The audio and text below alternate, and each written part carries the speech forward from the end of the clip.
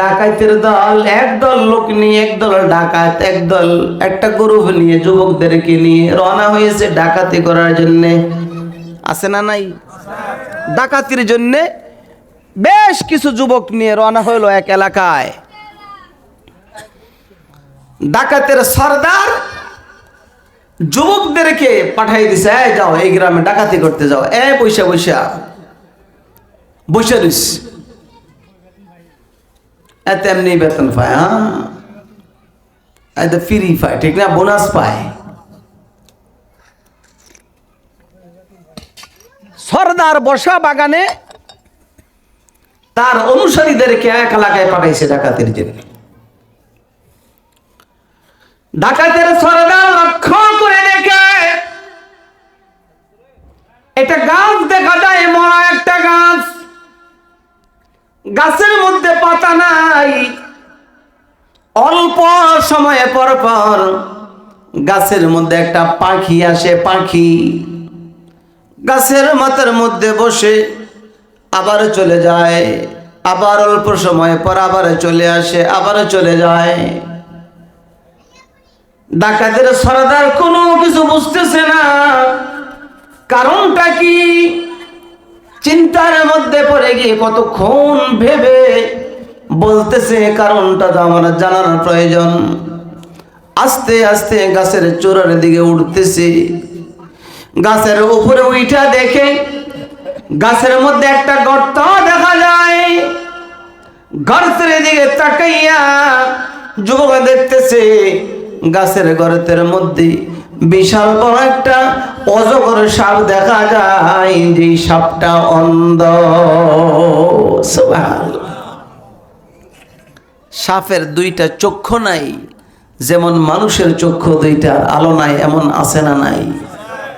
গাছের মধ্যে দেখা যায় সাপ বসা, কিন্তু সাপটা অন্ধ। এবারে ডাকাতের নেতা বুঝতে আর বাকি নাই, বুঝতে পেরেছে এই সাপের মুখের মধ্যে পাখি বারবার এসে খাবার দিতেছে, খাবার দিতেছে। কন্যা আল্লাহু আকবার। তার মুখের মধ্যে খাবার পৌঁছায়। ডাকাতের সর্দার চিন্তার মধ্যে পড়ে গিয়েছে। গাছ থেকে নেমে গভীর চিন্তা করতেছে আর ভাবতেছে, আরে আমি না আলেমদের মুখে শুনেছি আল্লাহ তাআলা না মানুষকে সমস্ত মাখলুকাতের চেয়ে শ্রেষ্ঠত্ব দিয়ে বানিয়েছে।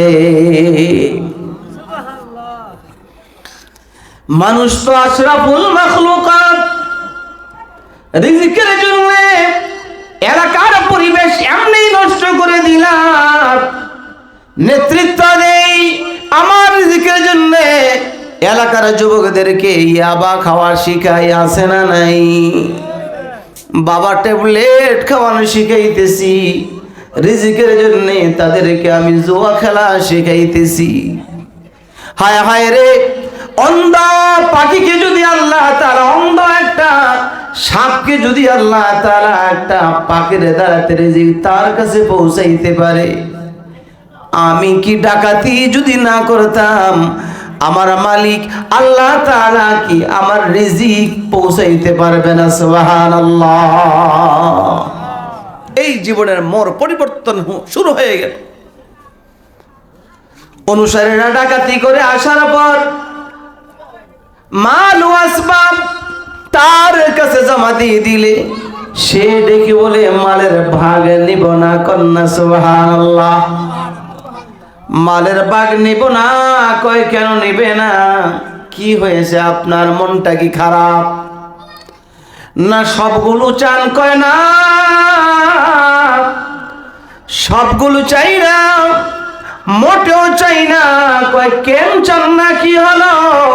কয় তাকায় দেখ না, এই গাছের মধ্যে, গাছের গর্তের ভিতরে অন্ধ অজগর সাপ বসা আছে, মুখটা খুলে বসা আছে। একটা পাখি তার জন্য আসমানের মালিক আল্লাহ তাআলা পাখির মাধ্যমে তার রিজিকের ইন্তজাম করতেছে। কেন রে ডাকাতি করব? নিজের নফসের উপর নিজে জুলুম করেছি, এলাকার পরিবেশ নষ্ট করে দিয়েছি, যুবকদের আখলাক নষ্ট করতেছি, যুবকদেরকে ব্যভিচারের জন্য আমি উৎসাহিত করতেছি, এমন আছে না নাই? যুবক বন্ধুরে, কোন দিন রওনা হয়ে গেল? গত রাতের আগের রাত, গতকাল মাহফিল ছিল বরিশাল, আজকে জোহরের আগে আসছি, আগের মাহফিল, এর আগের দিন মাহফিলে গেলাম, এলাকার যুবক ছেলেরা আসছে। যুবকদের কথা বলতে বলতে বললাম যে, যুবক, তোমাদের এলাকার কি অবস্থা একটু শোনাও। রমজান আসতেছে, ঢোল বাদ্য, বিয়ে শাদীর মধ্যে, মুসলমানের মধ্যে তোমাদের এলাকার কি অবস্থা হয়? আমাদের এলাকায় তো কি কয় এগুলি, গান বাজায় না, ডেকসিট বাজায় না।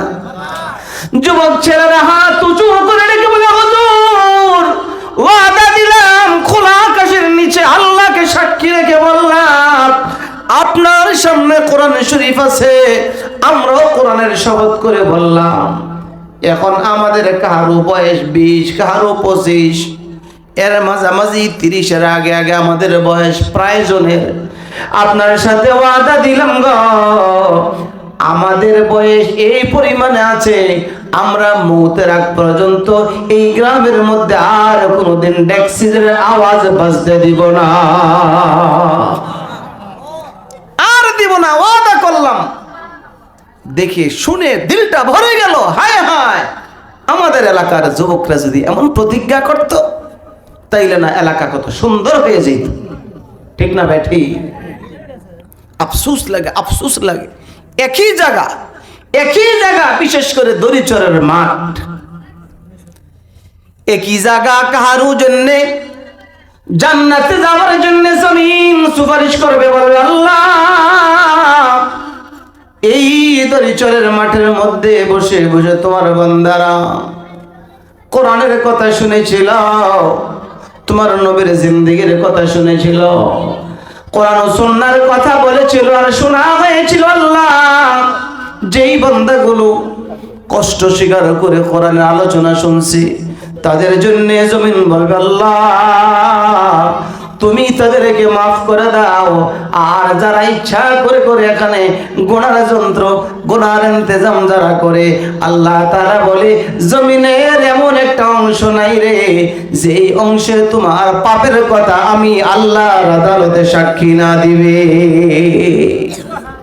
জমিনের এমন একটা অংশ নাই যে অংশ আপন আপন কর্ম সম্পর্কে আল্লাহ তাআলার আদালতে সাক্ষী না দিবে। ঠিক না বেঠি? আল্লাহ বলেন, يومئذ تحدث أخبارها بأن ربك أوحى لها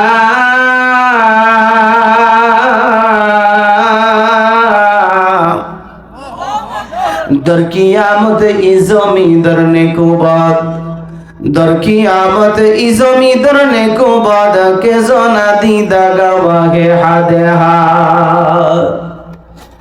روز محشر ہر نہا پائداشواد،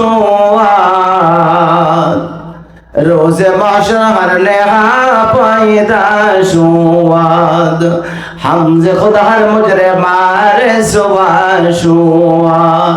আমার ভাইরা, জমিনের যে অংশের মধ্যে যে অপরাধ করে, ওই অংশ আল্লাহর আদালতে বলবে, আল্লাহ, তোমার বান্দা আমি জমিনের মধ্যে দাঁড়াইয়া এই নাফরমানি করেছিল।